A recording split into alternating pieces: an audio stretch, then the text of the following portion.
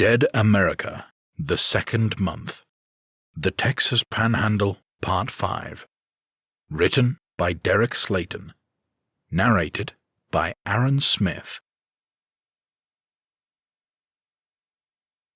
Chapter 1. Day 0 plus 48. Landry, Sparks, and Jackie rode their horses as quickly as they could across the rough desert terrain, trying to get ahead of the mob of ghouls currently shambling their way up the highway towards the town of Dalhart. As they went, explosions went off in the distance, ahead and to the side of them, right along the highway. A couple more went off as they finally managed to get ahead by a quarter-mile or so. Landry led the trio towards a small farm about a quarter-mile off of the main highway. They were far enough back that they couldn't be seen by the bikers and convicts who were leading the zombies along. The farm consisted of 3 buildings: the main 2-story house, which was straight down the driveway from the highway. There was a small barn off to the northern side, and a large single-story workers' quarters that was to the north, but closer to the highway than the house was. Landry led the trio away from the house, finding a tree a couple 100 yards away to tie the horses up. As they disembarked, another explosion went off. They looked back to find it just south of the house's driveway. "Hope you got a good plan, Landry," Sparks said. His eyebrows rose. "I thought you were the idea person," he demanded. "Fine. Not like we have a ton of options to go with," she replied with a sigh. "First things first, we have to know what we're up against," Landry said. "We don't know how many of them we're dealing with." As they debated, another explosion went off up the roadaways, across the highway from the most recent one. "At least 2 groups," Jackie said. Sparks looked at the compound, formulating a plan on the fly. "Landry, how do you feel about being bait?" she asked. He laughed. "Not the first time, and doubt it'll be the last," he said.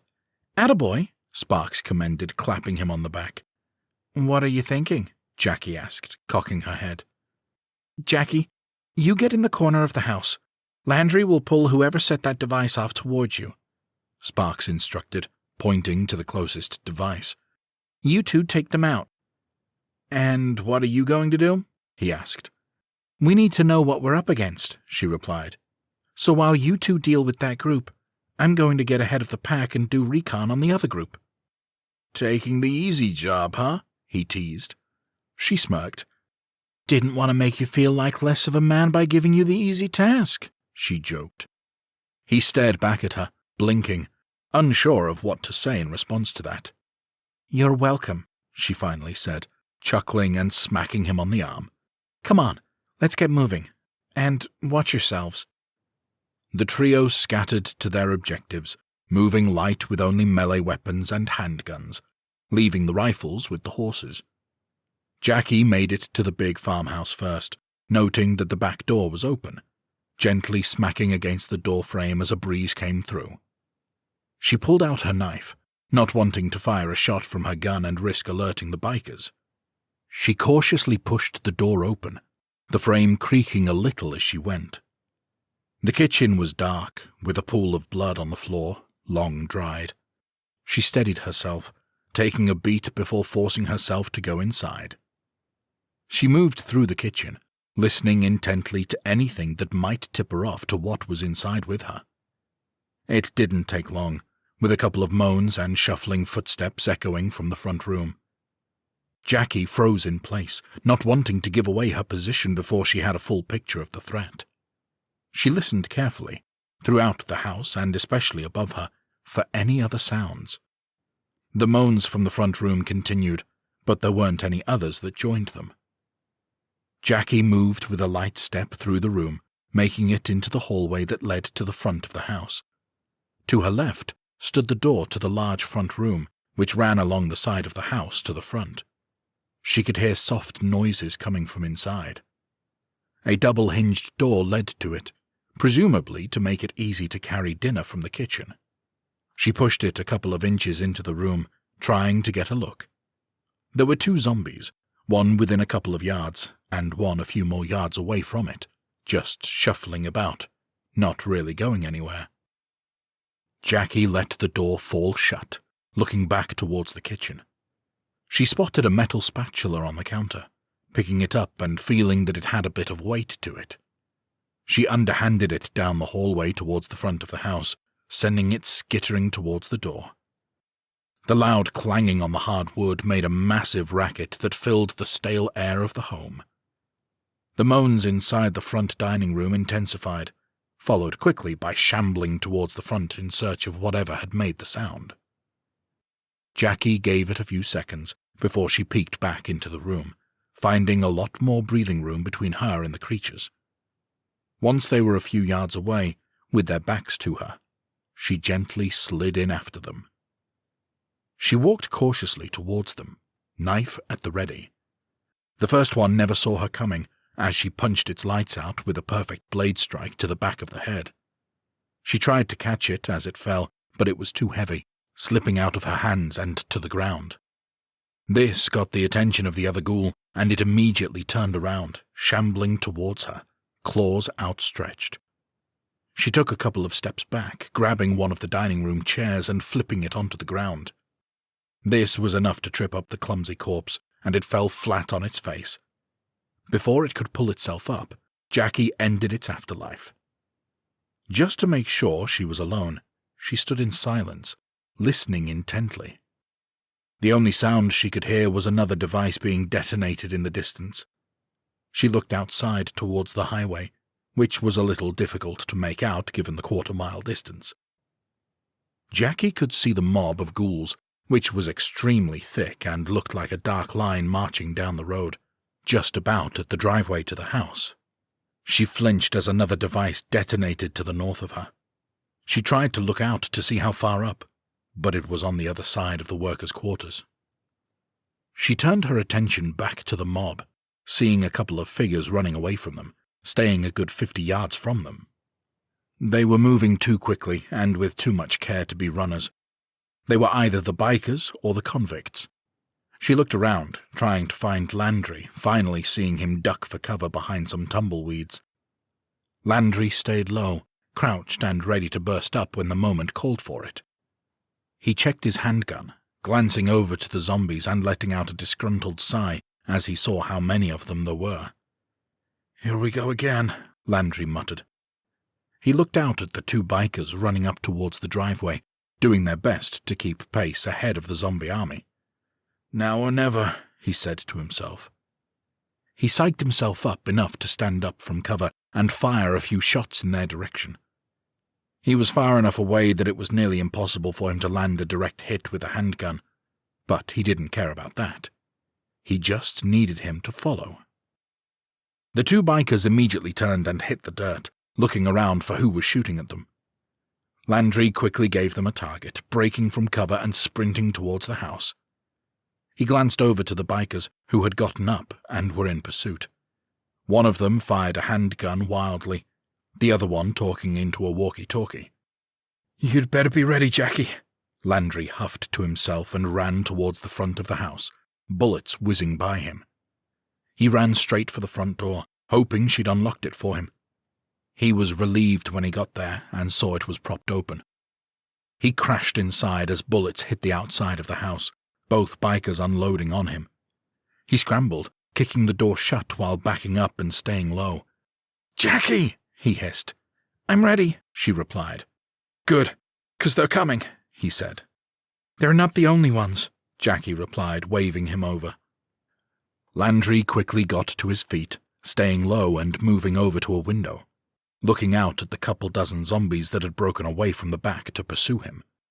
Even another detonation in the distance didn't break their focus, with the biker gunfire keeping them occupied. Luckily, the explosion kept the majority of the zombies on the road, pushed from behind by the rest of the pack. Landry turned and ran towards the stairs, which were right in front of the front door, rushing up to them. When he made it about halfway, the bikers arrived, kicking the door in. They were both huge, over 6 feet tall and muscular. They had such a rough look that any bartender would slip them a free drink as soon as they walked into a bar, hoping to keep them happy enough not to destroy the place on a whim. As soon as they came in, Jackie started shooting from the side, missing badly, but causing them to scatter. One moved into the kitchen while the other one rushed upstairs. Jackie knelt down behind the table in the front room, ready to start firing as soon as she had a target. A few tense seconds passed before gunshots rang out upstairs, startling her.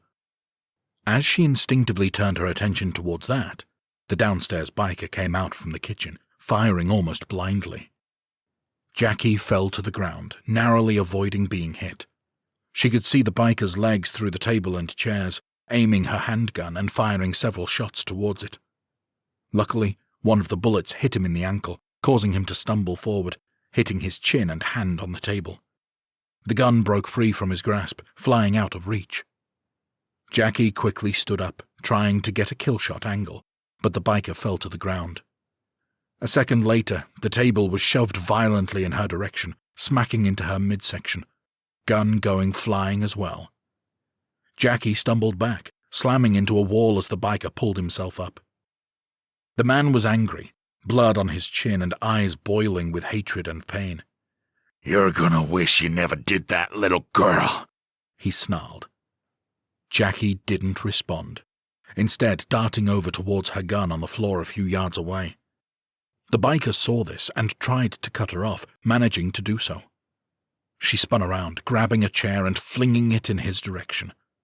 The impact of the wooden chair was enough to stun him for a brief second, and Jackie attempted to dart by him. Unfortunately for her, he was able to reach out and grab her by the back of the shirt collar, yanking her backwards and to the ground. The biker completely ignored the gun, instead walking confidently towards the smaller woman on the ground, a bit stunned from the fall. The anger in his eyes hadn't subsided, only joined by a glint of glee as he knelt down, wrapping his hands around her throat. Before he could squeeze, she kicked up between his legs as hard as she could, crushing his twig and berries. He grunted in pain, but it didn't drop him, only slowed him a little. She used the distraction to pull her knife and slash wildly at him.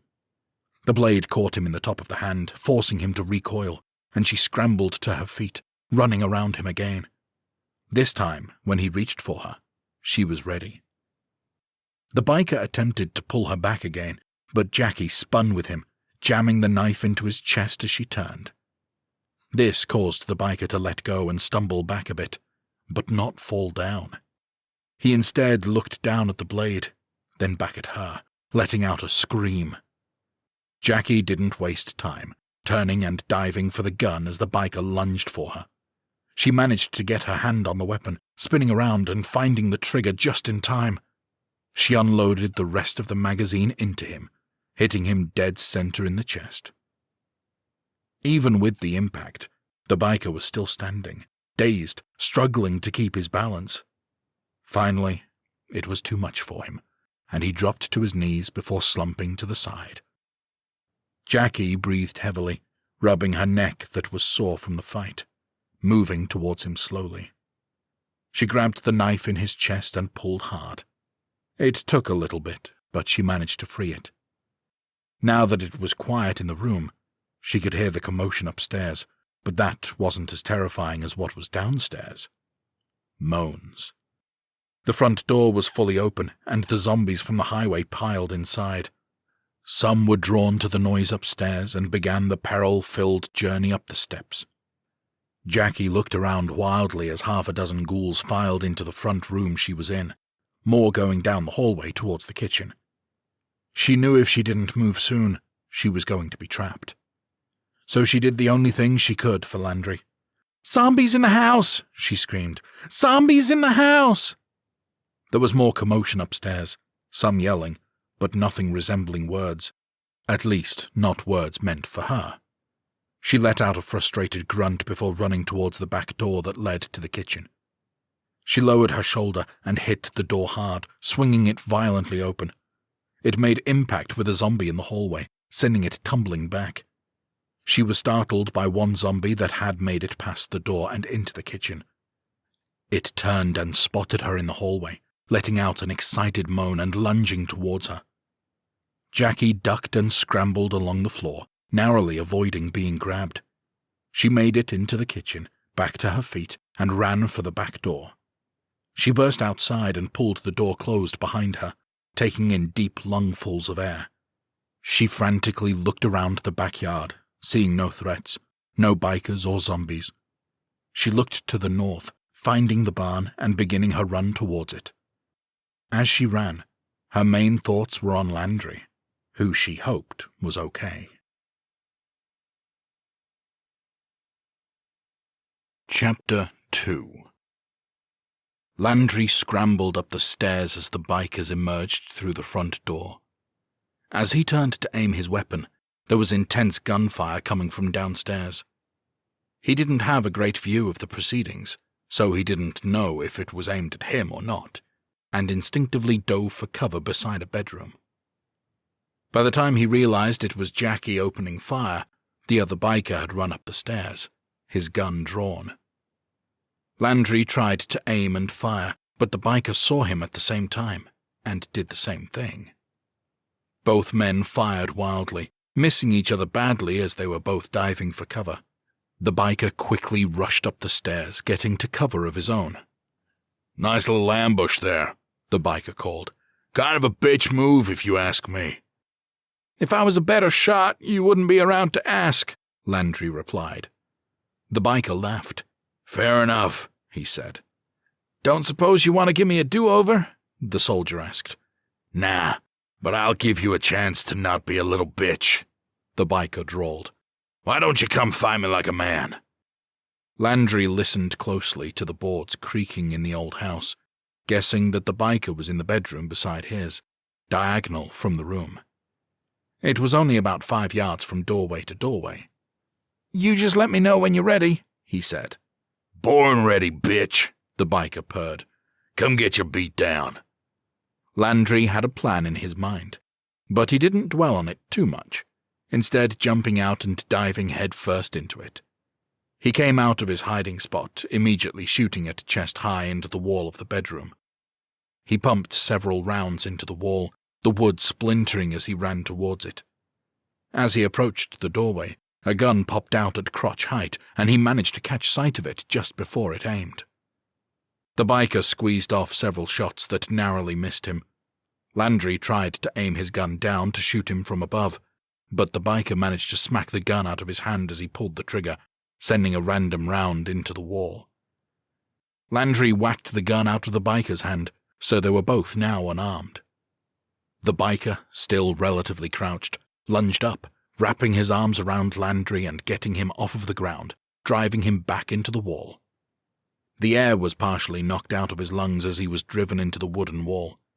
He had enough left, however, to drive his elbow deep into the top of the biker's head, making him let go. As soon as the soldier's feet hit the ground, he threw a short uppercut, catching the biker in the gut and driving him back. He didn't let him regain his footing, darting forward to continue the barrage. Landry threw several punches, which the biker deflected by going into a defensive position. Landry threw another uppercut, which the biker smacked to the side, opening Landry up. The biker punched straight on, catching him on the bridge of his nose and driving him back a bit. He lunged forward, grabbing Landry and spinning him around, throwing him into the bedroom that was directly in front of the stairs. The biker rushed into the room as Landry tried to catch his breath on the floor, leaping on top of him. They struggled on the floor for several moments as the biker threw punches, which Landry was able to mostly block. Gunfire went off downstairs, but neither man had the luxury of paying attention to it. Finally, Landry was able to roll over, shoving the biker off of him. Both men scrambled to their feet, not wanting to give the other an advantage. Landry grabbed a lamp from the nightstand and threw it, forcing his opponent to cover up. The biker retaliated by swinging wildly, which forced Landry to back up, his legs hitting the side of the bed. The biker leaned in again, but this time the soldier was able to duck the punch and counter with a kidney jab. Landry fell back on the bed, the angle of the punch awkward and sending him careening out of control. The impact sent the biker stumbling towards the doorway, using the frame to steady himself. Landry managed to get back to his feet, and both men took a quick breather from their battle. Guess You're not that big of a bitch after all, the biker huffed. Landry wanted to come back with something witty, but nothing came to his mind. Luckily for him, Jackie yelled from downstairs, which bailed him out of having to make a retort. "Zombies in the house!" she screamed from the main floor. "Zombies in the house!" The biker made the mistake of glancing behind him at the zombies coming up the stairs. Landry didn't waste the opportunity, running forward and leaping into the air. The biker turned back just in time to see 2 boots flying at his chest, forcefully impacting and sending him tumbling back. He reached out to grab the railing, but he was moving too quickly for one hand to do any good.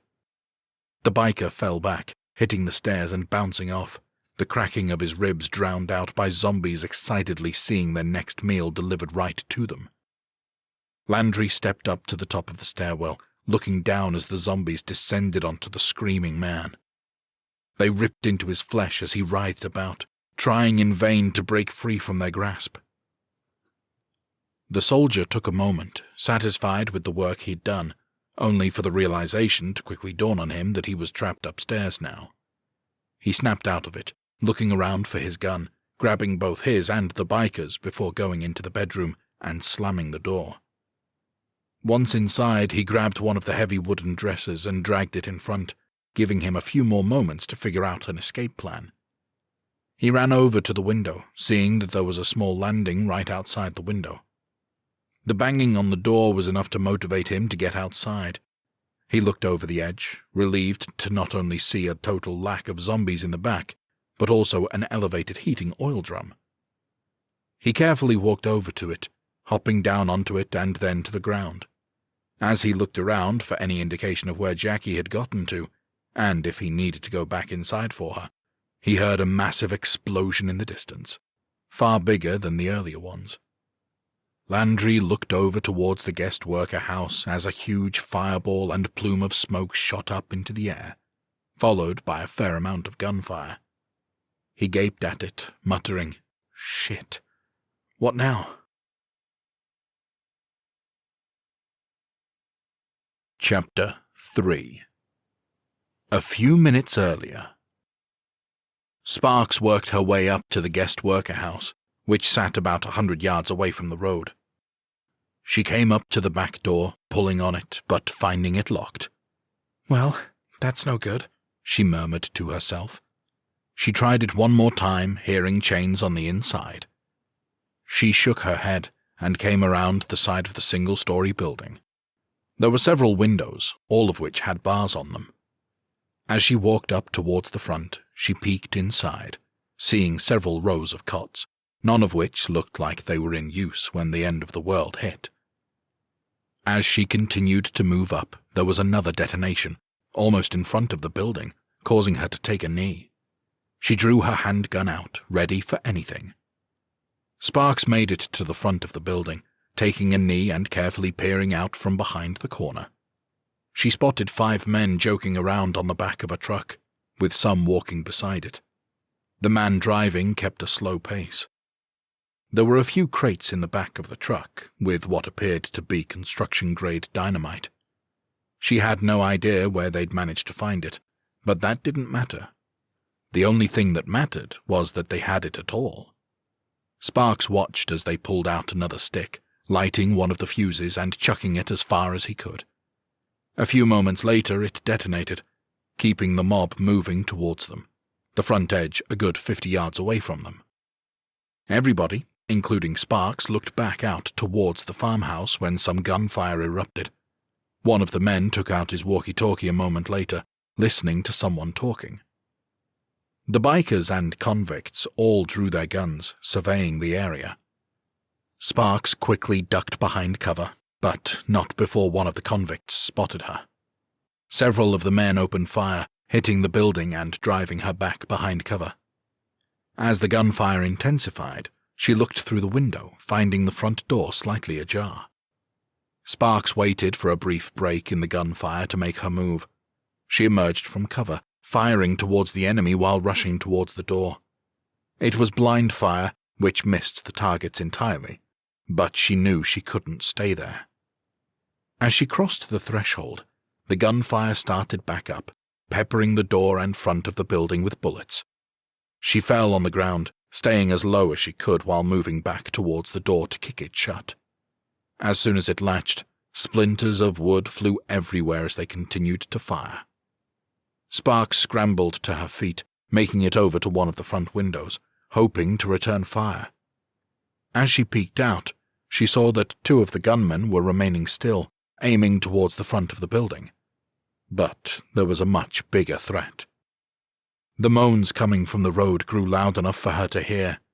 She looked over and saw that the creatures were moving off of the road and shambling towards her.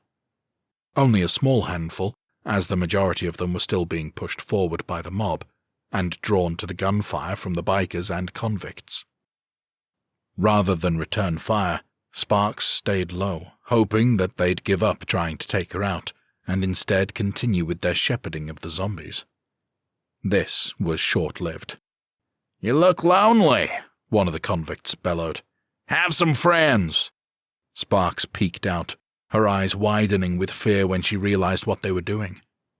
The 3 convicts that had gone back to the truck had come back, all carrying dynamite. They each lit a stick and threw it towards the front of the building, landing just outside the front door. She immediately started back into the building, making it a few yards before reaching the first cot. She dove over it, grabbing the railing and pulling it towards her, creating a makeshift protective barrier. Several seconds later, the sticks detonated, nearly deafening her as she held onto the bed for cover, splinters and debris flying towards her. She sat up, her ears ringing and disorienting her. She struggled to regain her composure, raising her gun instinctively in case one of the bikers decided to make a play for the door. They didn't. The ringing in her ears finally started to dissipate, the bells being replaced with excited moans. She pulled herself up, rushing over to the side window and looking out. There were now 100 or so zombies coming her way, the entire front end of the marching horde breaking free from the pack. They were about 10 yards out the front door, or where the front door used to be. There was now a gaping hole where it used to be, taking out part of the walls in the process. Sparks started moving towards where the door had been. She knew she had to get out of here. As soon as she made it to the door, several gunshots rang out, forcing her back behind cover. They continued until the first zombies made it to the door.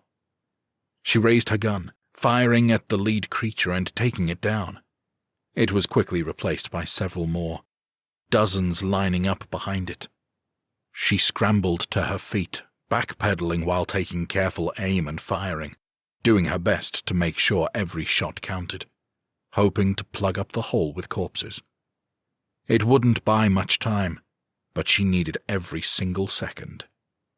Sparks started moving towards the back of the building, checking the windows as she went, hoping there was some sort of internal release on the bars. But there was no luck. "The back door," she hissed to herself, moving towards the back of the building and looking over her shoulder as she went at the zombies starting to pour into the room. They'd reached the cots on the floor, pressing against them, metal screeching against the ground, the sound joining the chorus of moans in a cacophony of death. She reached the back door, finding that it wasn't only chained up, but barred as well. She looked for a weak point that she could shoot to free herself, but there wasn't one to be found. She turned back towards the zombie mob entering the building, and there were easily 20 or 25 of the creatures inside, with more pushing their way in. There was a detonation in the distance, the bikers and convicts pulling the bulk of the mob up the highway towards Dalhart. This didn't help her any, as the ones inside the building were solely focused on her. Sparks stood her ground, quickly scanning the room, trying to figure out a course of action. Her mind raced. Cover herself in the corner with a mattress? Use the cots as a barricade? She quickly shook those thoughts off, because she knew there were far too many ghouls for either plan to work. She raised her gun towards the lumbering creatures, which were about 20 yards from her now. Before she could fire, however, several gunshots went off outside from behind the building.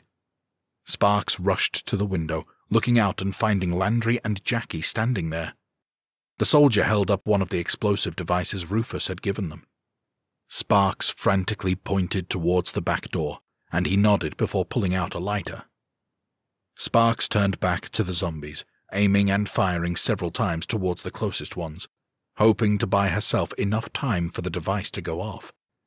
She did a countdown in her head, trying to estimate when the device would go off. She fired rapidly, hitting 4 more creatures in the head before ducking for cover, grabbing a nearby mattress for protection.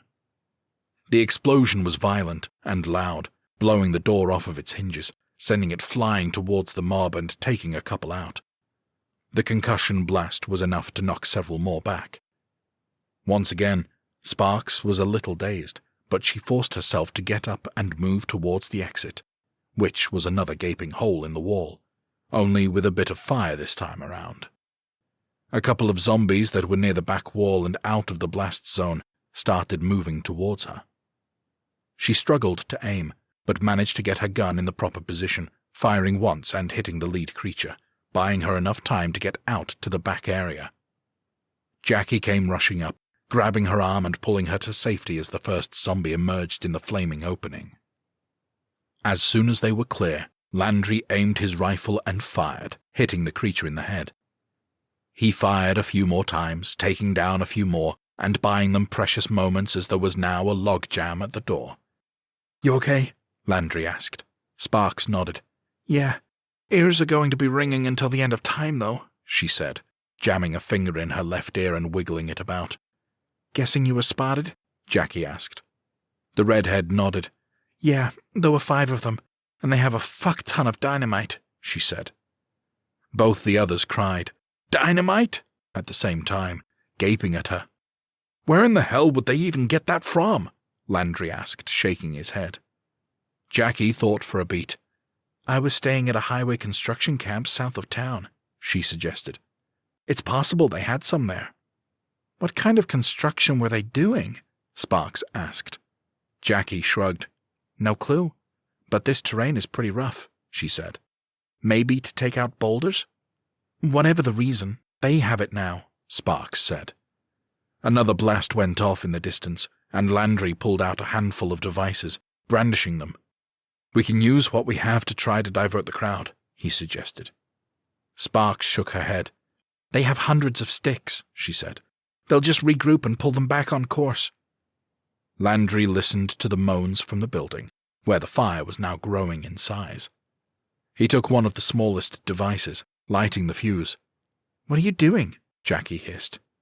"Making sure the ones inside don't rejoin the herd," he said, and threw it, the device landing just short of the entrance.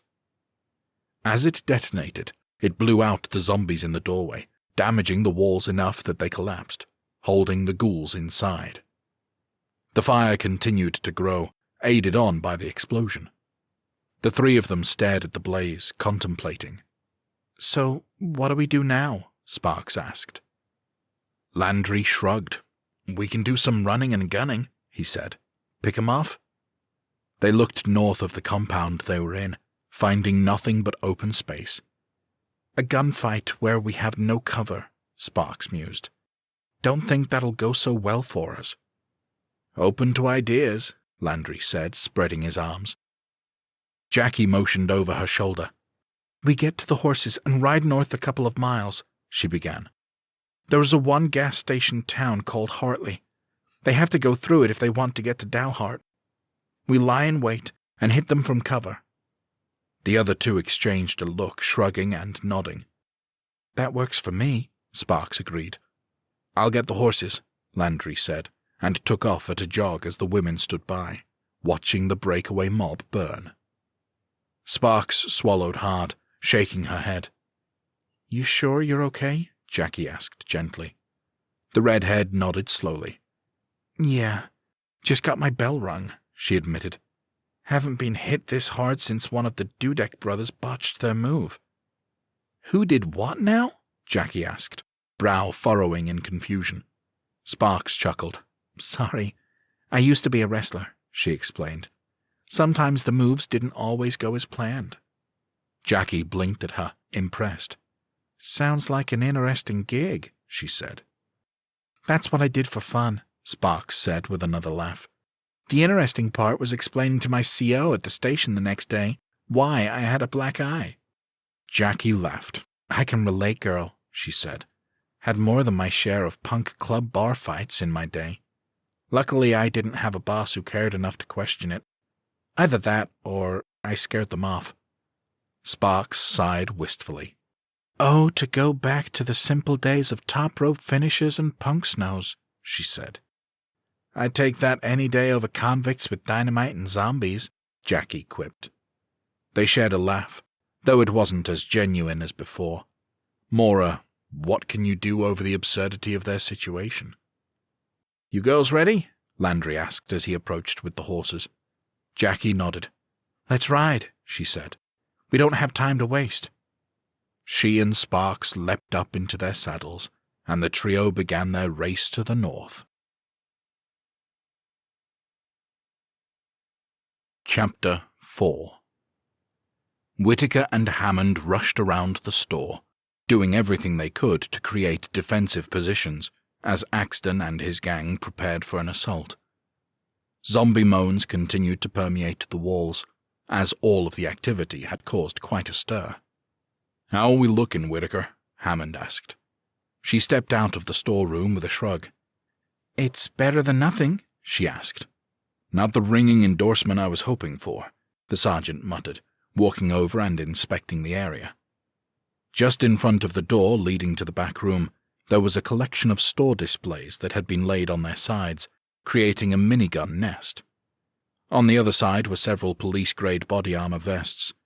Where the hell did you find those? He asked. One of the crates had them, she replied. Guess they ordered them for the local PD because it has their logo on them. Got an extra one? He asked. She nodded, pointing to one she'd set aside. Already got one on too, she said. As Hammond put on a vest, he looked over the collection of weaponry that Whitaker had amassed by the gun nest.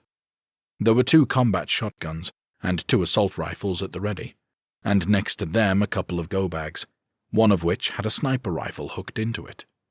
Doing a little shopping for Mathis? The sergeant asked. She shook her head.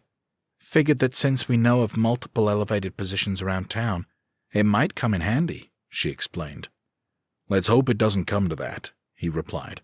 Not in a big hurry to get back out there. How's your side going? She asked. He motioned for her to follow and led her to the front door, which had several metal shelving units surrounding it in a semicircle. They were connected with zip ties, and he grabbed it to give it a shake as she leaned forward to inspect the crude connectors. Doesn't look like the sturdiest thing ever, Whitaker admitted dryly. You sure it's going to hold? It'll hold long enough, Hammond assured her. If zombies come through, they'll be trapped and it'll buy us some time. If it's a biker, then he's going to be trapped and I'll have time to plug him in the head. She cocked her head. What about the door? She asked. It's sturdy and goes both ways, so no option of really securing it, he said. As they stood there, admiring his handiwork, the moans from outside began to dissipate. That's concerning, Hammond murmured, and climbed up onto one of the shelving units to look out the skylight. The ghouls were all shambling away from the front of the store. Where are you off to? He asked quietly. What's going on? Whitaker asked from below. He looked down at her. Zombies are moving back towards the highway. Can't tell why, he said. They both stayed quiet for a few moments until they heard gunfire pop off in the distance. Gunshots? Whitaker asked. They must be getting ready to make their move, Hammond said. Getting into position, Whitaker replied, and took off to her bunker. The sergeant jumped down to the floor and darted behind the counter, where he had a similar stack of weapons. He had a direct line of sight to the makeshift cage, getting into position with an assault rifle aimed right at it. For several tense minutes, nothing happened. All the soldiers could do was stand by and listen to the zombie moans growing quieter and quieter. Finally, the tension was broken as heavy bootsteps rushed the front door. Hammond gave a little clicking noise, alerting Whitaker and motioning to the front door. She was on high alert, but continued to guard the back storage room, with the sergeant covering her back. Several moments passed before there was a loud thud on the front door, as if it were coming from a battering ram. The door buckled a little on the second hit, and gunfire erupted in the distance, as if the bikers were trying to keep the attention of the zombies. On the third smash, the door gave way, crashing open inside. The lead biker dropped the police-issued battering ram and rushed in, only to quickly realize he was trapped in a cage. "It's a trap! It's a—" he cried, but his warning cut short as Hammond fired several shots, some hitting the shelving, but a couple going through and striking the biker. He couldn't tell if they were kill shots or not, only that his opponent went down. He immediately ducked behind the counter as an arm snaked inside and opened fire with a handgun. Some of the bullets struck the shelves, while a few made it through, impacting the wall behind Hammond.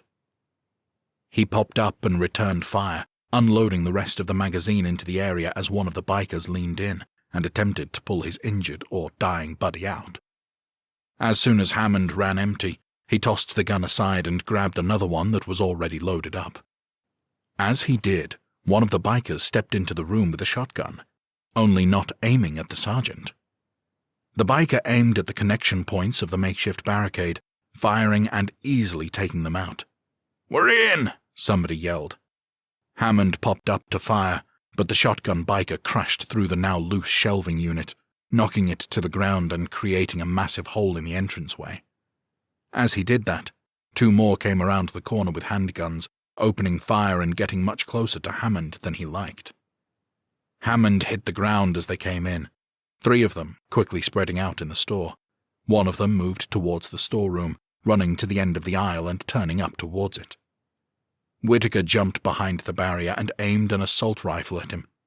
The biker barely had time to register what was happening before she opened fire, rapidly pulling the trigger multiple times, going center mass and hitting him in the chest. The biker fell down in a heap, and screams echoed from elsewhere in the store as someone else saw what happened. Heavy footsteps rushed towards Whitaker, who braced for an attack. A few moments later, as she readied herself, she was caught off guard as a large biker began firing from above. He leapt up onto one of the metal shelving units, aiming his handgun down towards her position and opening fire. As soon as the first gunshot went off, she ducked for cover. Once the biker steadied himself, he managed to get good placement on his shots, hitting the barricade where she was. The body armor that was draped over the barricade stopped the bullets, sparing her. Once the bullets ceased, she popped up and opened fire. The biker seemed startled, not expecting her to come up again, causing him to fall backwards off of the rack. He hit the ground off balance, stumbling backwards and hitting the front wall hard. Whitaker kept her wits about her, staying in position, waiting to see if he was stupid enough to come back for another round. Meanwhile, Hammond opened fire on the other biker, who was coming straight up the main aisle towards the counter. He shot through the glass of the front counter while the biker shot right back at him. Neither were hitting their target. The biker dove to the side when he hit a break in the aisle, and Hammond continued to blindly fire towards him. As soon as he realized he wasn't being shot at, he let go of the rifle, leaving it in the front case position, grabbing a shotgun filled with buckshot. He kept his head down, looking out through the glass of the case, trying to see where the biker went. After several tense seconds and gunfire going off elsewhere in the store, he finally saw the biker making his move. The biker attempted to creep out from behind the side of the aisle, aiming his handgun towards Hammond. The soldier pulled the trigger on the shotgun, sending a barrage of pellets towards the biker. Most of the shotgun pellets scattered wildly as they pierced through the glass, but several found their target, catching the biker in the upper chest and face. Not enough to kill him, but more than enough to get him to fall back. Hammond quickly stood up, aiming the shotgun towards the aisle and pulling the trigger again, this time hitting the biker's lower legs as he scampered away. The biker let out a howl as he retreated down the aisle. Before the sergeant could make a move, a siren blared outside for several seconds before going silent. The two soldiers remained in their defensive positions as they listened to the bikers stumble out. Both of them sat there, silent for several moments, trying to hear movement within the store, but there wasn't any. "You good, Whitaker?" Hammond asked. "Yeah, just pissed," she barked back. Hammond looked down at his arm where blood slowly trickled down to his hand from a hunk of broken glass. He reached down and pulled out the large shard, tossing it aside. "Tell me about it," he quipped and got to his feet. "Hold your position," he called firmly as he stood from cover. "Copy that," Whitaker replied. He crept out from around the corner, shotgun at the ready. He moved slowly down the aisle, listening for any hint of a threat. He made it halfway down when a moan echoed from the front door. He spotted a zombie in the doorway, with many more directly behind it. He didn't hesitate, raising his weapon and firing. The buckshot ripped through the head of the ghoul, sending it tumbling back into the others. "Whitaker, on me!" he barked. The sergeant unloaded the rest of the shotgun shells, 3 of them, into the mob of zombies amassing at the door, buying them a few seconds. As he made it to the door and tried to shut it, the first dead creature was still strapped between the door and the frame, its legs clanging against the door as he tried to pull it shut. Whitaker made it, pulling up her rifle and giving the ghouls trying to get in several point-blank headshots. "The legs! The legs!" Hammond cried, and she looked down, spotting the issue. She tried to shove the feet out, but the door was keeping them trapped. "Ease off," she instructed. Hammond nodded and braced against the door, which was getting heavier by the second as more zombies approached. He gave her a few inches of space, which allowed her to shove the legs out. She heaved out and to the side so that when they came back down, they landed on the door instead of in it. "Clear!" she cried, and Hammond pushed hard, but began to lose ground. Whitaker saw this and got beside him to try to help shut it. As they managed to gain some ground against the pack outside, an arm snaked in, blocking them again just as they nearly had it shut. Hammond drew his large knife, jamming it into the bicep and rapidly grinding it against the bone. It took several seconds, but thanks to the rotten condition of the corpse, he managed to hack it enough that he was able to grab it and use the leverage on the corner of the door to break it off. As soon as the limb was detached, they were able to get the door slammed shut and secure. As soon as they did, both of them collapsed to the floor. "Well, I'd say my cage was a roaring success," Hammond huffed. Whitaker grinned, smacking her vest. "Same with my body armor," she said. "Only reason I'm still standing." Hammond looked down the aisle at the dead biker she'd taken out. "Well, that's one less of them to worry about," he said. "Now we just have to worry about what they're going to do next," she said, shaking her head. "Axton doesn't strike me as the type to give up that easily." The sergeant nodded, and the 2 of them got to their feet. "Better help me reset this cage then," he said, and Whitaker nodded, helping him get to building back their defenses for round 2 of the assault that was surely coming. Chapter 5. Landry, Jackie, and Sparks rode up towards Hartley, not taking a breather and pushing the horses as hard as they could. They knew time was short as the explosions went off in the distance, quickly moving up the highway towards the one-stoplight town. As they pushed across the rough terrain, they saw the outline of it in the distance. They were relieved to see buildings, but concerned that there was a significant amount of movement in between the buildings. Landry pulled them up about 100 yards short of the buildings. There were 3 on their side of the highway, which made a hard right turn, going from their left-hand side to straight across in front of them. There was a house, a gas station, and what appeared to be a small storage building on their side of the highway.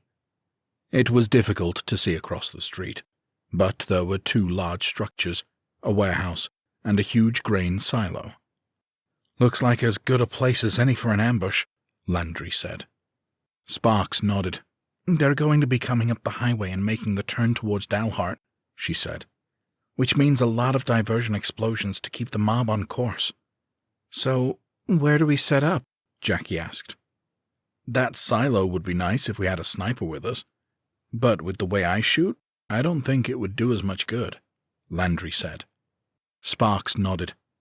I say the gas station is going to be our best bet, she suggested. He furrowed his brow. Why do you say that? He asked.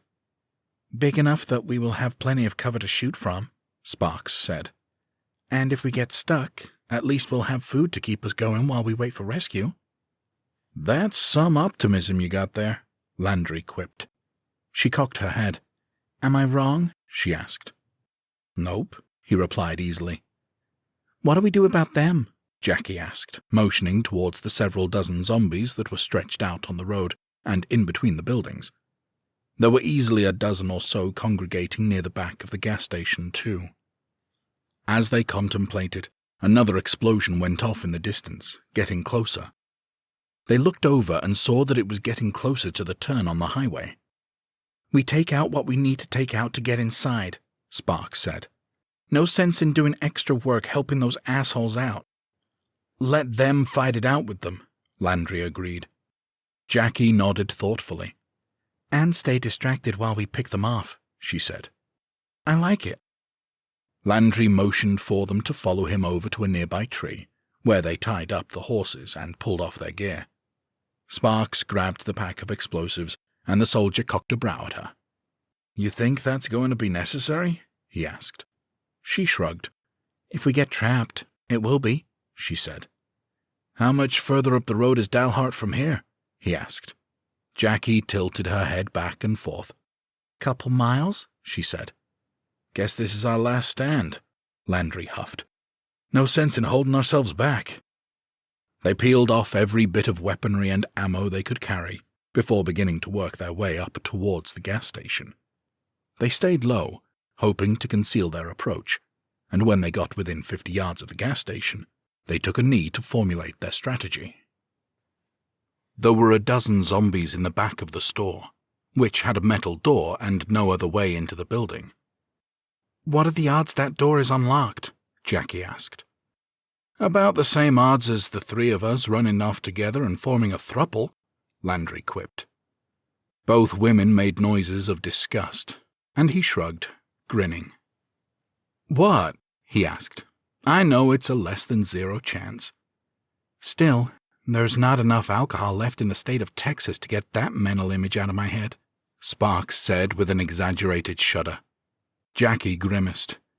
That ain't gonna stop us from trying, girl, she said. Landry huffed. Okay, back on task, he demanded. The women chuckled as he tried to regain his composure and some sense of leadership. He pulled out his knife, prompting them both to do the same. We hit them quick and hit them silent, he said. And the door? Jackie asked. He took a deep breath. Hope for the best, he said. That's not much of a plan, the punk rocker muttered. If it's locked, I'll go around to the front, Sparks suggested. Alone? Jackie asked, blinking at her in shock. Sparks nodded, offering her a confident smile. Don't worry, I can handle myself, she promised. Jackie nodded, and the three of them readied for battle. All right, let's do this, Landry said, and led them forward. The trio spread out a few yards away from each other, moving quickly towards the fight, knowing that as soon as they engaged in battle, it was going to attract attention. As soon as their feet hit the pavement, zombies turned their attention towards them. They all engaged with the nearest zombie, each delivering a quick strike to the head and shoving the corpse to the ground. They readied themselves for the next wave, which was thicker than the first, as the creatures started to move away from the building. Landry, in the middle, stepped up and grabbed a frail teenage girl zombie by the shirt and throat, keeping her teeth at bay. He shoved her back, using her as a battering ram to knock the other two zombies behind her down. As soon as they were on the ground, he looked over at Jackie, who had 3 zombies coming her way, but who was still a few yards from her. "Heads up, Jackie!" Landry cried. She looked over and watched Landry take a step in her direction, rushing forward a bit and launching the zombie into the pack in front of her. She took a couple steps back for her safety, watching as every creature in front of her hit the ground hard. Landry nodded before going back to his 2 fallen ghouls, who were slowly getting up, kicking one back to the ground while jamming his blade into the other one's skull. Jackie didn't waste time, immediately launching an attack on the fallen creatures, not wanting them to get back up. She stabbed furiously, eviscerating the zombies in a bloody attack. She got into it, even letting out a bit of a warrior yell as she went. Several moments and stabs later, there was nothing but a pile of corpses in front of her. She let out one more slight yell before looking back at the others. Landry let out a low whistle, getting her attention. He motioned for her to follow once she looked up, and she rushed over to his side as Sparks finished off dispatching the creatures on her side. The noise they'd made killing off that mob had attracted some unwanted attention from ghouls on both sides of the building, the moans growing in strength and volume. Landry rushed up to the metal door, pulling on it and finding that it was locked up tight. He gave it a frustrated smack. "Damn it! I knew it!" he huffed. Sparks held up her knife. "Stay here. I'll get the door open," she said. Landry nodded as Jackie pointed to zombies coming around the corner of the building. "Don't take too long," Jackie said. Sparks nodded as she ran in the other direction, leaving the duo to hold off the creatures. She got to the edge of the building, listening to footsteps and moans coming from the side of it. She briefly paused at the side, peeking around to see what she was going to be running into. She didn't get a chance to inspect it before a creature came lumbering around the side, turning towards her. Before it could figure out she was there, Sparks gave it a shove backwards. The creature stumbled before falling backwards and smacking the back of its head on the ground with a sickening crunch. This only excited the creatures on the side of the building, about a dozen or so, spread out pretty well, with a couple yards in between most of them. Sparks knew it was now or never, so she darted out into the mob. She ducked around outstretched arms, giving a few well-timed shoves to buy her a little bit of distance as she moved towards the front of the building. As she went, she saw zombies in the front of the building and in the road starting to pay attention to her. She knew this was bad, because if they attracted too much attention to themselves, then they'd not only be trapped, but give away their ambush. It was a problem they'd have to deal with later, because she knew if she didn't get them inside, they'd be dead, and it would be a moot point. As Sparks approached the edge of the building, ducking down and extending her arms to put them into the midsection of a tall ghoul wearing mechanic's overalls, a couple of portions ripped out and covered in dried blood. She drove her legs into it, sending the creature backwards and getting it off balance. She gave it a solid shove before turning towards the front of the store, relieved to see a zombie coming out of the swinging door. There were a couple of zombies standing between her and the exiting creature. Sparks darted around them, leaving them grabbing nothing but air as she rushed towards the front door. The zombie was still trying to force its way out of the store, and Sparks helped that along by slamming into the door. The impact dislodged the creature from the opening, sending it to the ground. Sparks quickly got inside, pulling the door shut and flicking the deadbolt lock. As soon as it clunked shut, she heard moaning coming from within the store, and close by. She looked to her right, seeing a trio of zombies in the aisles, shambling towards her. She could hear more moaning coming from elsewhere in the convenience store, but she put it on the back burner. Sparks quickly worked her way to the back of the store, hitting the back room door hard, just in case there was something waiting nearby. The door flung open, a double-hinged one that swung both ways, smacking the wall with a loud thud. The storeroom was dark, with the only light coming from the front of the store, going in and out as the door swung. There was moaning coming from the storeroom, but she couldn't tell from where. She did, however, see a tiny bit of sunlight peeking in through the worn weather stripping on the door. She threw caution to the wind, running towards it and smacking against the release. The door flung open, revealing Landry and Jackie doing battle with a few zombies. They reacted to hearing the door open and immediately rushed inside. "Zombies! Inside!" Sparks barked as Jackie flew past her, getting into a defensive position as the sunlight from the back door illuminated the room. There were 3 creatures inside, against the far wall and shambling towards them, Jackie moved towards the first one with her knife, ready to strike, just as Landry got in and pulled the door shut, taking away the majority of the light. "Fuck!"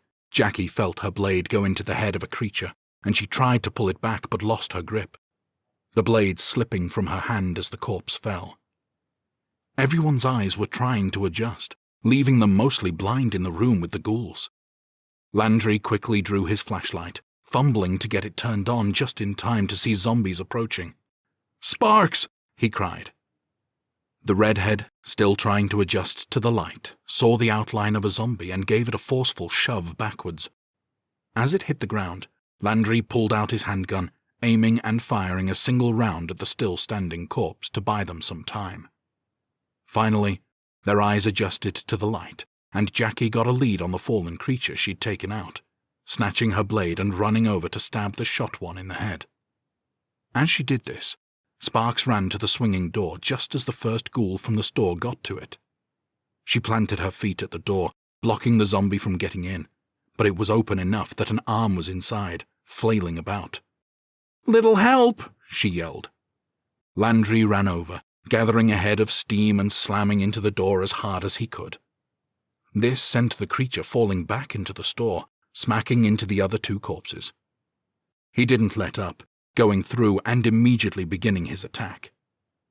It was a hail of blade strikes, shoves and kicks, but he managed to dispatch all three ghouls with relative ease. He was on high alert with adrenaline pumping through his veins, startled when a few zombies smacked against the front window, pining after the fresh meat they couldn't reach. Sparks came out of the back room with Jackie, the noise of the swinging door startling Landry. He whirled around, muscles relaxing when he realized it was them. "You two okay?" he asked. Sparks nodded. "Yeah, we're fine," she said. "You?" "Good," he replied, rolling his shoulders. "Just on edge." "Don't lose it, because we're going to need it," Sparks said, and looked around the inside of the store before grabbing the flashlight out of his hand. "What are you doing?" he demanded as she disappeared into the back. "If we don't pull those things away from the store, we're not going to be able to do much about the gang," she called back through the door. "Give me a hand in here." Landry and Jackie entered, looking up at the small trap door in the ceiling where she was pointing her flashlight. Sparks moved the light, peering around the room, and picked out a few cans from one of the shelves. "You planning on having a picnic up there?" Landry asked dryly. "Gotta pull them away from the building, and this should be a loud thud if I can aim it properly," she explained. "Just stay away from the front windows." "But why waste food?" Jackie asked. Sparks checked the can, holding up the label. "It's expired pumpkin pie mix," she said. "I think we can live without it." "Just don't throw your shoulder out," Jackie said. Sparks chuckled as Landry got into position for her to get up on his shoulders. She balanced as she reached up for the hatch, flicking the mechanism and throwing it open. She stretched, grabbing the edge of the opening and pulling herself up. Once she was prone on the ceiling, she peered through the hole. "I won't be a minute," she promised, and rolled away, jumping up and walking to the roof towards the front of the building. There were probably 100 zombies out front and spread out over the area. As she stood there, looking for a target, there was an explosion in the distance. She looked to her left, spotting the detonation just short of the turn. "Not going to be long now," she murmured, and picked a target across the street, a metal dumpster in the parking lot of the grain silo. She emptied her pockets of the 4 cans of expired food, grabbing one in her throwing arm. She warmed her shoulder up for a second before settling in. She took a few steps forward, letting the can go in a high arc. She watched it as it flew through the air, landing just short of the dumpster, landing with a thud on the ground. The noise attracted a few nearby ghouls, who moaned loudly in excitement, which did bring a few more into the fold, but did nothing to alleviate the pressure at the front of the gas station. She wound up again, throwing with everything she had. The can tumbled through the air towards its destination. A direct hit. The metallic thud echoed through the air, piercing through the chorus of moans. Sparks quickly took a knee, limiting her exposure to the view of the ghouls. She talked quietly under her breath. "Come on, come on. You know you want that pumpkin," she whispered under her breath.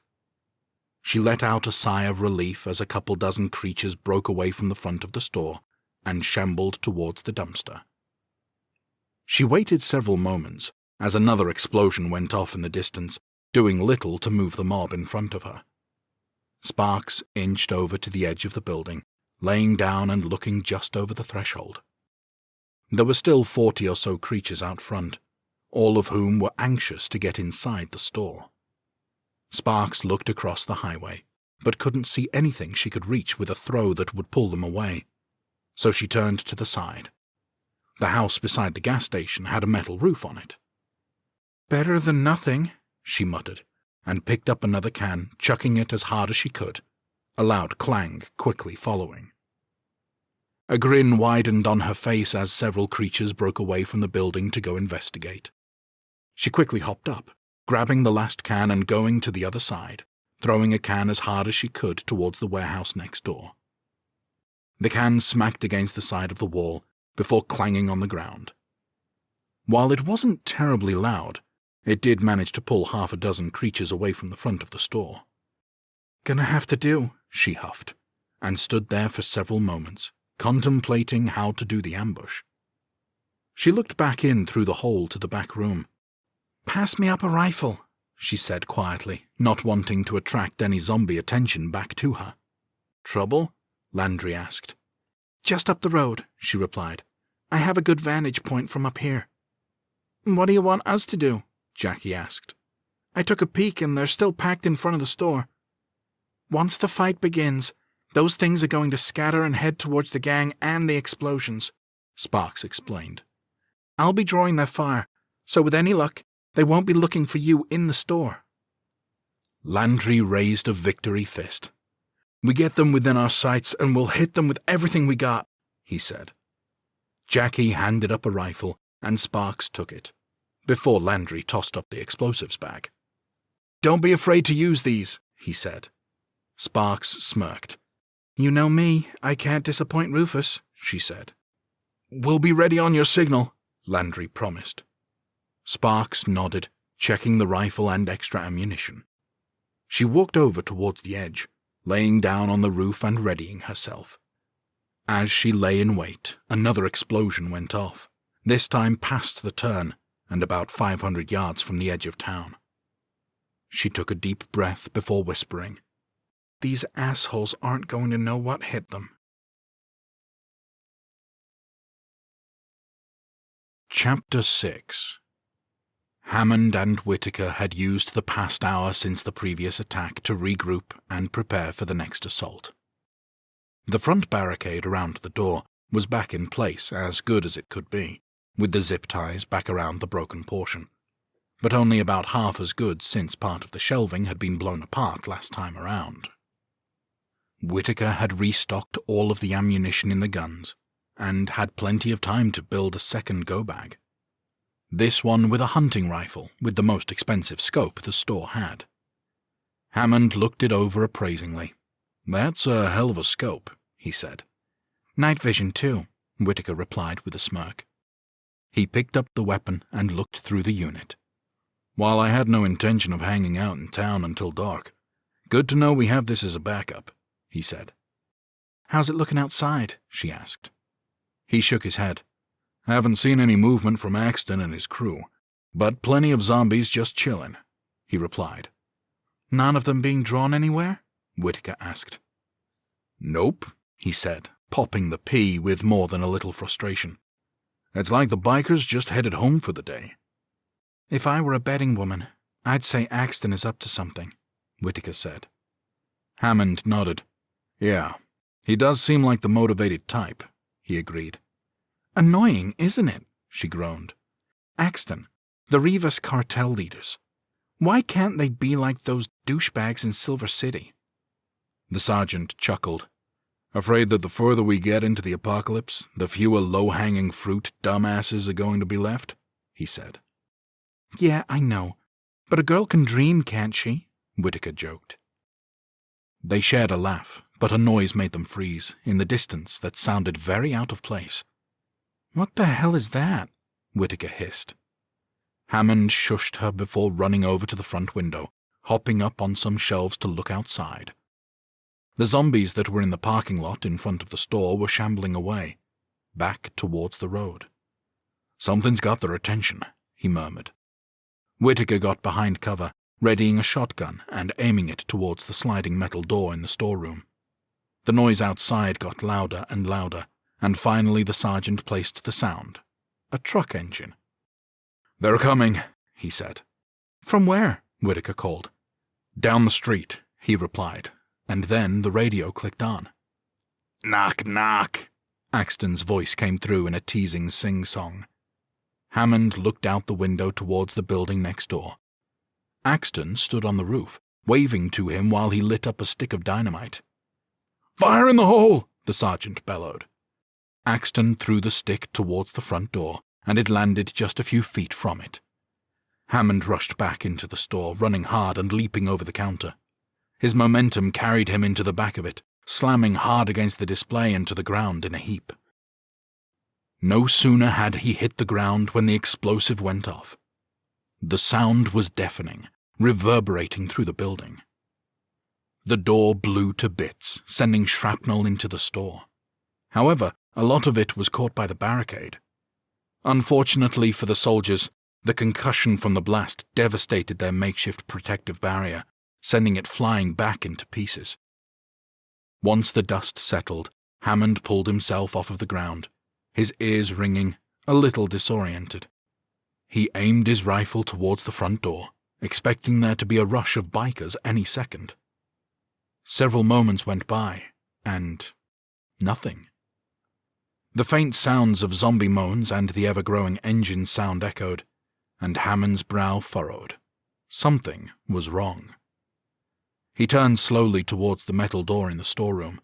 "Get on the other side!" he bellowed, fear lacing his words. Whittaker leapt over the barricade so it was protecting her from the metal door. Mere seconds later, another explosion went off, ripping a hole in the door. The sound disoriented her, and she struggled to get her shotgun up into the firing position. By the time she did, she spotted the truck that was making all the racket. It was a giant vehicle with a lift kit, putting it above the creatures on the road. It quickly backed into the opening, and she found a target to aim for as several zombies fell down from the back of it, shoving from behind.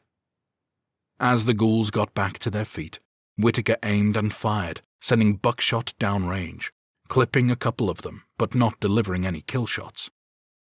Before she could pick up a better weapon, gunfire came from the back of the truck. She was forced to take cover, bullets impacting the bulletproof vests draped over the barricade. By the time the barrage stopped, she was armed with an assault rifle, popping up over the top to try to get a target. She aimed for the first zombie she saw, shooting and giving it a headshot, but the creature didn't go down. She had just enough time to see it was being used as a shield by several of the bikers. She opened fire, concentrating every bullet into the center mass of the lead zombie. The corpse rattled around from the impact, but didn't fall. However, her grouping was good enough that it shredded the zombie's torso.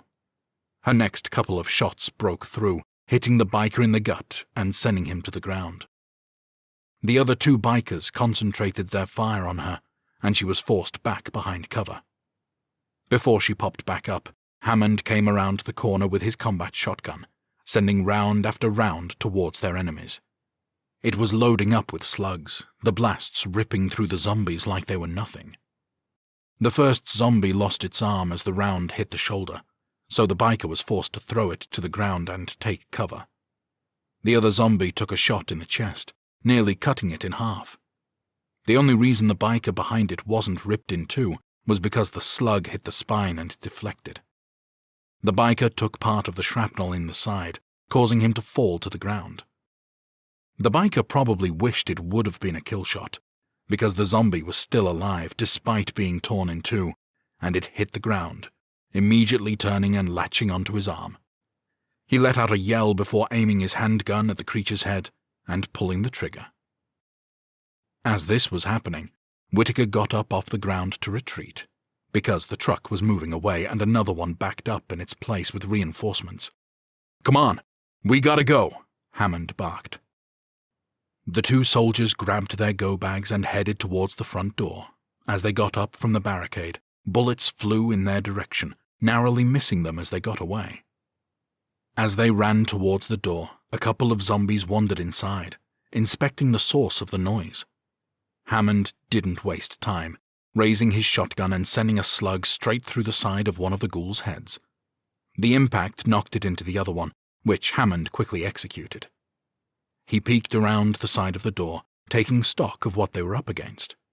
There were a couple dozen zombies in the lot, mostly back towards the road. He looked up to the roof where Axton was, but the only person there now was a random biker aiming his rifle at them. "One on the roof, lots of guests in the lot," he said. Whitaker turned towards the back, raising her rifle and firing a couple of shots to keep the bikers invading from the rear at bay. "Lead the way," she cried. "You take out the shooter. I'll cover the door," the sergeant instructed. Whitaker nodded while firing a few more shots to the back. As soon as she turned around, Hammond rushed out of the building. Immediately as he hit the pavement, the biker on the roof took aim and fired, but he was taken off guard with how quickly the soldier was moving, so the shot missed. He popped up just enough for Whitaker to fire a shot, hitting him and causing him to slump over. She rushed out the door as the gunfire behind her started up, narrowly missing her. She was several yards behind Hammond, who rushed straight to the door they'd come out of earlier to get into the gun shop. He stopped at it and tried the latch, but it was locked up tight. There were a few zombies that were getting close to him. Whitaker quickly aimed as he moved, pumping several rifle rounds in the direction and hitting the head. Several shots erupted from the gun store, and Whitaker spun, pumping, suppressing fire towards the door. "Whatever you're going to do it quick!" she barked. Hammond aimed the shotgun at the locking mechanism on the door, turning his head as he fired. The slug went straight through it, freeing the door from its frame. "We're in!" he cried. Whitaker fired a couple more shots at the gun store before rushing into the door. As soon as they were through, they slammed the door shut behind them, but with no way to lock it, Hammond pressed up against it to hold the zombies at bay. "Get a box!" he barked. She rushed over to one of the heavy boxes, getting behind it and shoving it towards the door.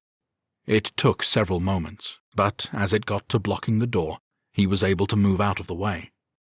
"Let's get another one just to be sure," he said.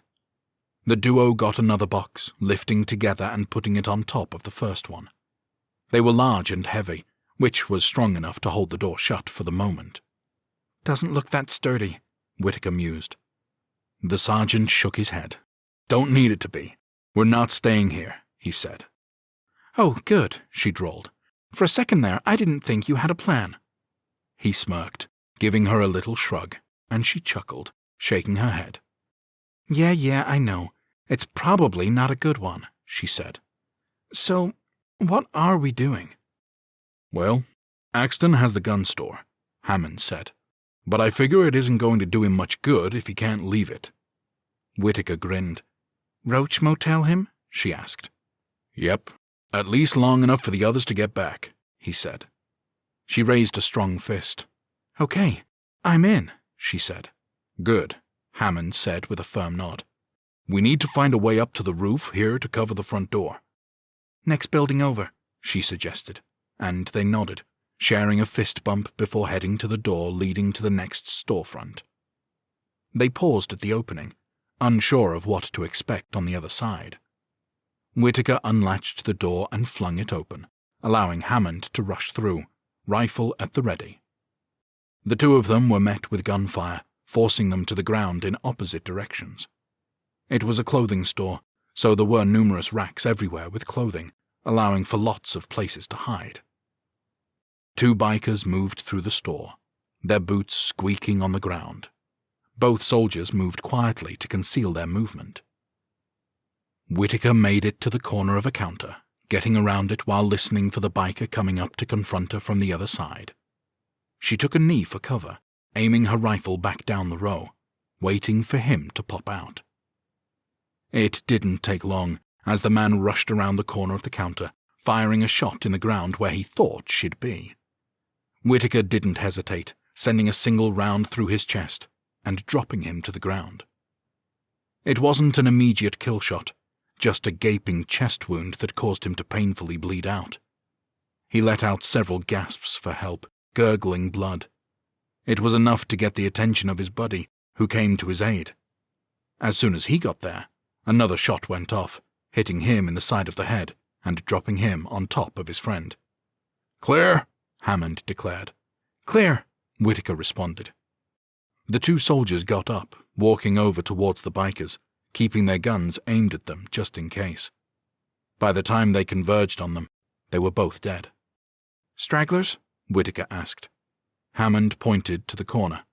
"Covering the rear," he said. There was a ladder leading up to a roof access panel, and he inclined his head towards it. "Did you get the shooter on the roof?" he asked. "I think so, but can't be sure that he was the only one," she admitted. "You cover us down here while I check it out," Hammond said. Whitaker nodded as he started to climb the ladder. When he got to the top, he pulled out his handgun, wanting to be able to strike easily. He steadied himself before throwing open the top and sticking his head and weapon out.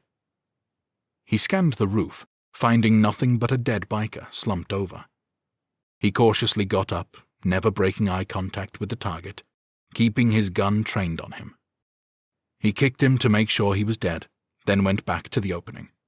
"We're good. Come on up," he said. Whitaker clambered up quickly, and the two of them took a knee, surveying the gun store, staying low to prevent being picked off. They looked at the front door, filled with a couple of the overturned shelving units, freshly shoved in. There were several zombies outside of it clamoring to get in, but most had wandered off because the noise had died down. Hammond got up and stepped back before crouching and shuffling back to the highway side of the building. Whitaker hot on his heels. They took a knee again, looking down at the street below and finding a ton of zombies still packed down there. The gun store still had one truck backed up to it, while the other had gone up to the building across the highway and parked, with nobody inside. As soon as Hammond noticed this, he motioned for Whitaker to follow him back away from the road so they could talk. "You see something?" she asked softly. "They're not leaving through the front," he said. "They're going out through the storeroom." He pointed to the truck, and she followed his gaze, nodding. "Let's go get him then," she said.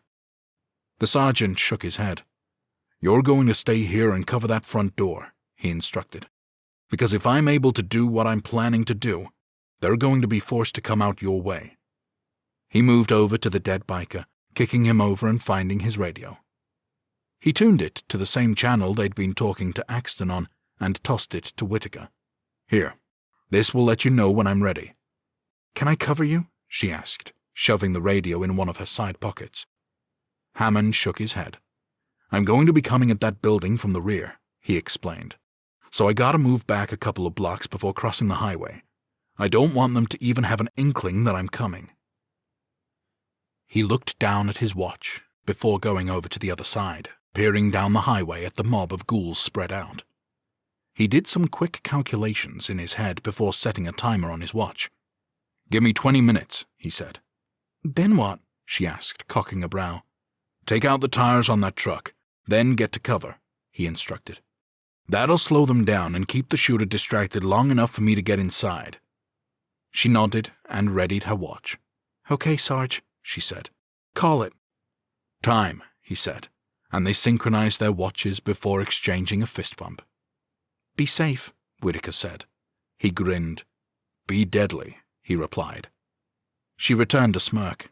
"Always," she said, and took cover as he climbed down the ladder, ready to do his backtracking through the zombie-infested city. Chapter 7. The explosion got closer as sparks lay in wait on the roof of the gas station. They were just down the road, blocked by some trees and a curve in the road. They had steadily gotten closer, with zombies surely following close behind. Sparks checked her rifle, making sure there was a full mag and a chambered round. She continued to aim down the road, waiting for the next explosion, which would be coming within a couple of minutes. She was also waiting for the first signs of either biker or convict, so she could start planning how to take them out. Several minutes passed, and there wasn't another explosion. This put her on edge, because she knew one should have gone off at that point. Each second that passed frightened her more. "What the hell is going on?" she muttered. A moment later, several shots rang out from across the street, both from the silo and the warehouse. The bullets peppered the building and forced her to take cover behind the slight edge of the rooftop. She began to slide back along the rooftop on her stomach, not wanting to give them a target to shoot at. This was short-lived as a bullet impacted the roof just beside her, coming down at an angle. She looked up at the silo, finding one of the convicts was in an elevated position with a hunting rifle. She aimed her assault rifle, pulling the trigger rapidly while hastily aiming in his direction. While her shots were way off, they were close enough to force him to take cover. This bought her just a brief few seconds to get up and slide into the roof opening. Sparks tumbled into the storeroom, landing hard on some boxes. She was stunned, but otherwise okay. Jackie burst over to her, gun at the ready. "Sparks?" she cried. "Yeah, I'm here," she groaned. Jackie helped her up as Landry entered the room. "What the hell is going on out there?" he asked. "They ambushed us," Sparks huffed. "How'd they know we were here?" Landry demanded. She shrugged. "Educated guess," she said. "Who gives a shit at this point?" "We gotta do something quick," Jackie said. "One of those assholes is in the silo," Sparks said. "He's not a great shot, but he's good enough to make me nervous if I'm out in the open." A few shots ripped through the front window, splintering the glass, but it was holding together. Landry looked in and let out a sigh of relief. "It's the safety stuff," he said. "But if it takes too many hits, it isn't going to be able to hold up." "We'd better figure out something quick," Jackie repeated. Sparks checked her rifle and handgun before reaching into the bag of goodies given to her by Rufus. She pulled out 2 devices and stashed them in pockets before tossing the bag over to Landry. "There's 3 more in there," Sparks said. "Don't use them unless you have to." He blinked rapidly at her. "Where the hell are you going?" he asked. "I'm going to take out that bitch in the silo," she quipped. Jackie raised her hand. "What do you want us to do?" she asked. "I want you on his shoulders aiming towards the silo from the roof," Sparks said, motioning between them. "The guy's about 2/3 of the way up and most likely has his sights set on the building." "Oh, good. So I'm the mole in a game of whack-a-mole," Jackie drawled. "Not exactly," Sparks said. "As soon as I get out and start running, my bet is he'll turn his attention my way. I just need you to pop off a few shots to buy me enough time to get to the building next door." Jackie wrinkled her nose, looking less than convinced that this was a good idea. "I know it's dangerous," Sparks said gently, "but you'll be okay." "If you think you can lift me up, I'll do it," Landry said, raising his palm. Jackie shook her head. "We're in this shit together," she said, gripping the gun. "I got your back, Sparks." "What are we doing once you take him out?" Landry asked. "Don't have a clue," she admitted. "There are more of them in the warehouse to the left. We'll have to deal with them. But until we take out the sky shooter, we won't be able to do much of anything." "Go get him," Landry said. Sparks gave a firm nod and took her position at the back door, handgun in one hand and an assault rifle slung over her back. She waited for Jackie to get up on Landry's shoulders and nod that they were ready. "Counting it down," Sparks said. 3, 2, 1. She burst through the back door, smacking into a few zombies as she did. She fired a couple of shots to buy her some space as she slammed the door shut. As soon as it was closed, Jackie popped her head out from the roof hole, aiming towards the silo. She pulled the trigger, getting 4 shots off before one hit just to the side of the opening, and she startled, ducking. "Down! Down! Down!" she yelled, and Landry dropped her from his shoulders, catching her before she hit the floor. "You okay?" he asked. She patted her face, finding a spot of blood where part of the roof had splintered up and struck her forehead. "If she doesn't kill that motherfucker, I will," she snarled. Landry chuckled. "I swear, if we get through this in one piece, you, Sparks, and Whitaker need to hang out for some drinks," he said. "I got a bottle waiting on me when I get back to town," Jackie said. "Might even spare a shot for you." "Good stuff?" he asked, eyes brightening. "Top shelf," she replied. He puffed out his chest. "Good thing I don't plan on dying today," he said. And, as if on cue, several more bullets hit the front of the building, splintering more of the glass. "We need to shore that up now," Jackie suggested. Landry nodded, and the two of them rushed into the main area of the gas station to try to do some patchwork on the front of the building. Meanwhile, Sparks ran out of the back of the gas station towards the small building next door to it. As she made it into the clearing, a shot went off in the distance in response to the multiple handgun shots from the roof, but didn't see an impact. "Damn it, supposed to be shooting at me," she thought, and made it to cover on the other side, pushing her back against the wall and listening for more shots, but not hearing any. She peeked out towards the highway, finding that even though she'd gone running across the lot, most of the zombies were focused on the gas station, drawn to the gunfire. There were two coming her way, but it was a slow shamble, and they were about 30 yards off. She paid them no attention, quickly moving to the other side of the building, drawing her knife as she went. As she made it to the other corner, a zombie came out. Sparks stopped a few yards short, not wanting to engage out in the open for fear of tipping the shooter off. Sparks waited until the ghoul shambled towards her and was completely covered by the building before jamming the knife into its eye. She shoved it to the side, standing her ground and waiting to see if it had any friends. Several moments passed, and nothing. She moved up to the edge of the building, which was directly across from the silo. The elevated position on a stairwell was slightly obscured from view at her current position. She looked out and saw there were a couple dozen zombies in the road close to her, most of which had turned back towards the commotion at the gas station. She looked up, trying to get a gauge on where the shooter was. Finally, she spotted him. He kept his rifle trained on the gas station opening. Apparently, he wasn't aware that she'd come running out of it. Sparks pulled out her rifle, aiming up towards him, but put it away after several moments. "You're not that good of a shot, Sparks," she muttered to herself. "Stick to what you do best, up close and personal." She looked across to the silo, trying to figure out how to get to it. There was a small building at the base, which led to the main silo and the stairwell that went up the side of it. It would be a hell of a run through a few dozen zombies, but more worrisome was that she had to get in view of the shooter, albeit at a steep angle, so if she wanted to shoot, it would be almost straight down. There was only one entrance to the area, and it was through the building. The fencing around it topped with barbed wire, so that wasn't an option. Sparks slung her rifle over her shoulder, knowing it was handgun only from there on out. She wasn't going to have time to stab, and it was too close quarters for a rifle, so it was shove and gun. She readied herself before sprinting out to the highway. The zombies closest to her, who had their backs to her, immediately turned in her direction, shambling with arms outstretched.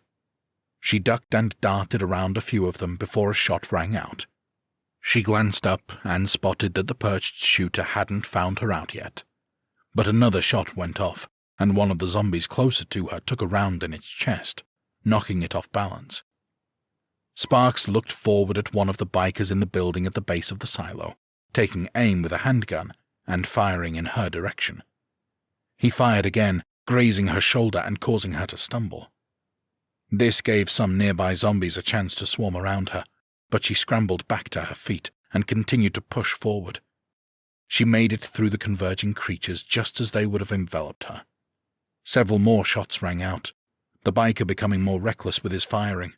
Sparks retaliated, aiming while she wove her way through the masses. While ducking outstretched hands, her shots weren't accurate, but thankfully they drove the biker back behind cover. As she did so, another more high-powered shot rang out, this time from above. The bullet narrowly missed her, impacting the pavement a couple of feet from her. The bullet shattered, with some of the metal fragments slamming into her leg. The pain wasn't insignificant, but she had to push through with sheer determination. The biker popped back up in the building, firing a few more times, forcing her to duck behind a zombie that looked very confused at reaching for her while getting shot at from a distance. She made it to the front of the building, finding the biker reloading his gun in the doorway. He panicked when she shot at him, still missing as she ran. The panic caused him to drop his gun, and he tried Plan B, which was to slam the door shut.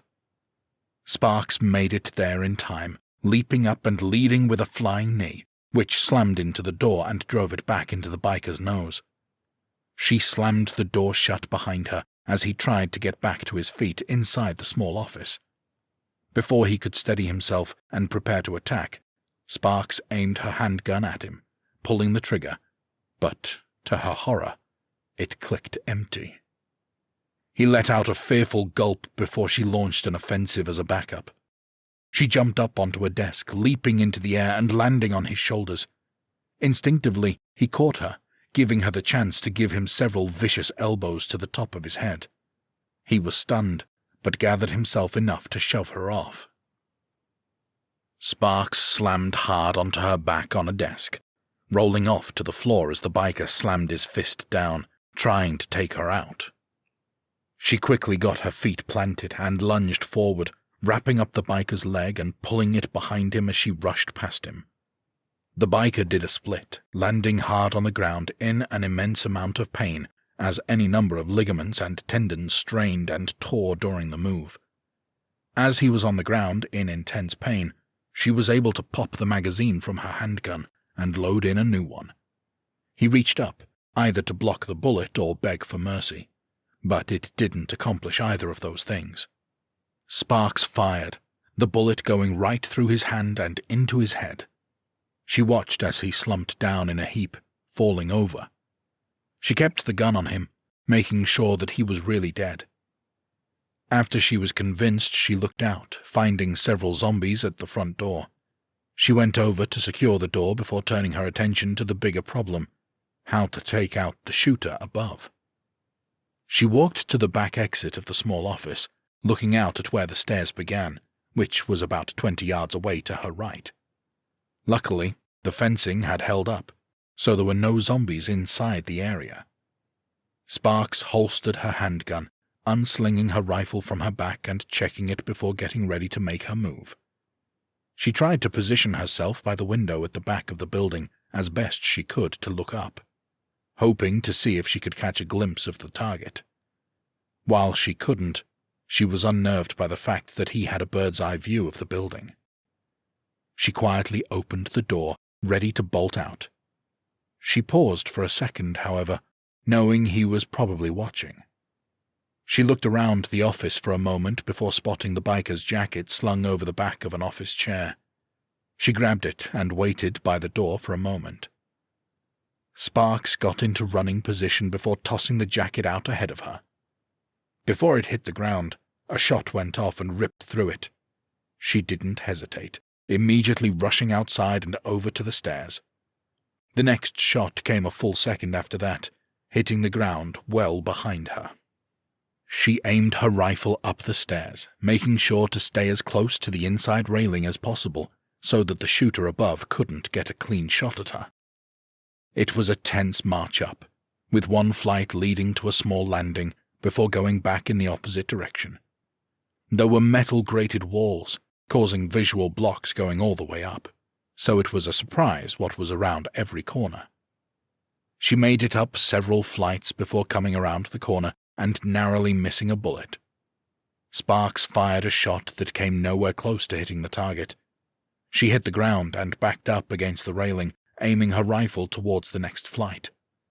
"So, who do we have here?" the gunman drawled in a sing-song. "Don't recall seeing you back in town." Sparks took a tentative step forward. "Just your friendly neighborhood mercenary popping in for a visit," she called. "Mercenary?" he asked, amusement clear in his tone as he chuckled. You bullshitting with me, girl? Only slightly, she admitted, tilting her head back and forth. I'm a cop. Or at least I was. Pretty sure I would have preferred mercenary, the gunman quipped. She raised her chin, happy to keep him talking for the time being. Not a fan of cops, huh? She asked. Can't say that I am, sweetheart, he drawled. So, is that because you're a convict? She asked, curious as to his place in this pack. He chuckled. Well, somebody's done their research, he said. You sure you weren't a detective? SWAT, if you can believe it, she replied, unable to stop the smirk coming over her lips. You made it this far, so I guess I can believe it, he said, and with his voice growing a little nearer each time he spoke, and the featherlight boot falls coming closer, she could just make out that he was trying to sneak up on her. In response, she carefully slid along the ground to the top couple of stairs and slipped towards the inner wall. As she moved, she talked louder, making sure to angle her voice so it was reflected off of the metal walls, making it difficult for him to get a read on where exactly she was. Your buddy put up quite a fight down there, just so you know, she said, keeping her volume up to mask the sound of her switching to her handgun for closer combat. Got in a couple good licks. Wasn't really my buddy, truth be told, the gunman replied. But I would have thought he would have been able to handle himself against a girl. SWAT or no SWAT, he paused. No offense, though. She laughed. None taken, she drawled. Dealt with sexist pricks my entire career. Only now, I don't mind coming across them. Oh, yeah? He asked. Why's that? His rifle barrel poked around the corner, aimed at the spot she'd originally been sitting against the wall. He fired, hitting nothing but the ground, and sparks leapt around the corner, aiming her handgun up towards him. She pulled the trigger several times, only stopping when he slumped forward, hitting the landing face first. He quivered in pain, several bullet wounds in his lower extremities and his gut. A hospital might have been able to save him, but those days were long past. The only thing to do now was wait for a painfully slow death. Sparks grabbed his rifle, pulling it away from him before taking a knee, leaning on it casually. She leaned forward, speaking forcefully but with a gleeful undertone. You see, I don't mind dealing with sexist pricks these days, because I'm allowed to shoot them now, she said, giving him a condescending pat on the cheek as he coughed up blood. He let out a few more gasps before groaning and falling silent, twitching. Sparks took a beat to gather herself, but more gunfire erupted in the distance, startling her. She checked the dead man's hunting rifle, and finding only 3 shots left. She patted him down, but only found a few more rounds. She tore up the stairs, hoping to find his stash, but there was nothing. Damn it, she muttered under her breath, and took up position, using the scope in his rifle to survey the battlefield. She focused on the gas station first, finding the front glass on the left side of the building had completely shattered and was falling out. Landry and Jackie had used shelving to shore up the defenses, but there were 50 or so zombies out front that were pushing up against it. She scanned over to the warehouse on her side of the street. There were 2 sets of muzzle flashes coming from inside, both aiming towards the gas station. Despite her best efforts, she couldn't get an angle to get a shot off on them. As she tried, one of the zombie-guiding explosions went off again. Up the street, she spotted a mob of ghouls slowly moving up the road towards the gas station, at less than a quarter-mile away. Another explosion went off in front of the house beside the gas station, and she looked through the scope for the culprit. She scanned, hoping to find someone, and finally did. A figure at the side of the house lighting up a fresh stick of dynamite. Sparks took aim, trying her best to get a direct hit. She squeezed the trigger, sending a bullet downrange. She missed the target, hitting the side of the house a yard away from him. She watched him through the scope, finding he was looking directly at her, as if he knew what she was doing and wanted to confidently stare her down. He didn't move, standing defiantly as if to say, "Screw you." He wasn't wearing one of the biker jackets, so she assumed he must be another one of those convicts that had been with Axton. She fired again, missing just to the side of him once again. "Damn it!" she cried. The man grinned widely, lighting his stick of dynamite. Only, instead of tossing it towards the road, he threw it towards the front of the gas station. "Oh God, no!" Sparks breathed, and fired again, missing him badly as he ran around the back of the house and vanished. The dynamite went off a few seconds later, sending a shockwave through the zombies out front. Bodies went flying through the air, some intact, some in pieces. They crashed through the front of the store. She looked through the scope towards the front of the station where the glass had completely shattered, zombies pouring in through the opening. A rush of fear flooded through Sparks' veins, but she stamped it down as hard as she could and focused. She scanned the area for the man she'd seen, but couldn't find him. A few moments later she scanned back to the gas station, relief flooding her as Jackie emerged onto the roof of the building, quickly reaching down to pull Landry up behind her. The two of them immediately took cover, expecting to get shot at. After several moments of nothing happening, Jackie finally looked up and Sparks waved at her. She watched the punk rocker motion to Landry to get up, as they were a lot safer now than they had been. Sparks surveyed the site below, and it wasn't looking good. There were 1,000 zombies packed in the road, with a lot of them focused on the gas station. The muzzle flashes from the warehouse next door had stopped. "What the hell do we do now?" she muttered, scanning the area behind the warehouse.